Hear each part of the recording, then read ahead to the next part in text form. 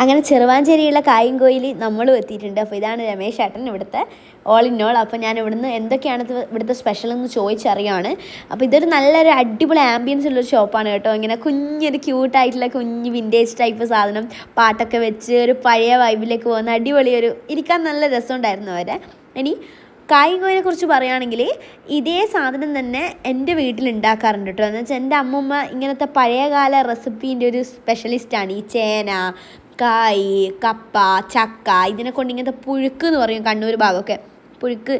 പിന്നെ ഇങ്ങനത്തെ സാധനങ്ങൾ അധികവും എൻ്റെ വീട്ടിൽ നിന്ന് ഉണ്ടാക്കുന്നതാണ്. അപ്പം ഈ സാധനം എത്രയോ വർഷങ്ങളായിട്ട് ഞാൻ എൻ്റെ വീട്ടിൽ നിന്ന് അമ്മമ്മ ഉണ്ടാക്കിയിട്ട് ഇതിൻ്റെ പല ടൈപ്പ് സാധനം, ഇതുപോലത്തെ പുഴുക്ക് ടൈപ്പ് സാധനം അധികം ഉണ്ടാക്കുന്നതുകൊണ്ട് കഴിക്കലുണ്ട്. അപ്പോൾ അതുകൊണ്ട് വലിയൊരു പുതുമയായിട്ടൊന്നും തോന്നിയിട്ടില്ല. ടേസ്റ്റ് ഉണ്ടായിരുന്നു എൻ്റെ അമ്മമ്മ വെക്കുന്ന പോലെ തന്നെ.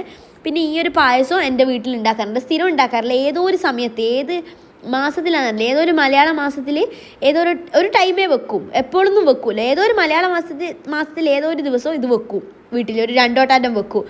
അപ്പോൾ ഇതും സെയിം ടേസ്റ്റ്, എൻ്റെ അമ്മമ്മ വെക്കുന്ന അതേ സെയിം ടേസ്റ്റ്. പിന്നെ ഇത് മാത്രമായിരുന്നു ഞാൻ ആദ്യമായിട്ട് കഴിക്കുന്നത്, ഒരു മുട്ടേൻ്റെ സാധനം. അതെനിക്ക് ഇഷ്ടപ്പെട്ടിട്ടില്ല. മസാല അത്ര അങ്ങോട്ട് ആദ്യം കഴിക്കുമ്പോൾ ഒരു സുഖം ഉണ്ടായിട്ടില്ല. പിന്നെ കുറച്ച് എരിവെല്ലായിട്ട് ഓക്കെ, അത്ര ഇഷ്ടം ഉണ്ടായിട്ടില്ല.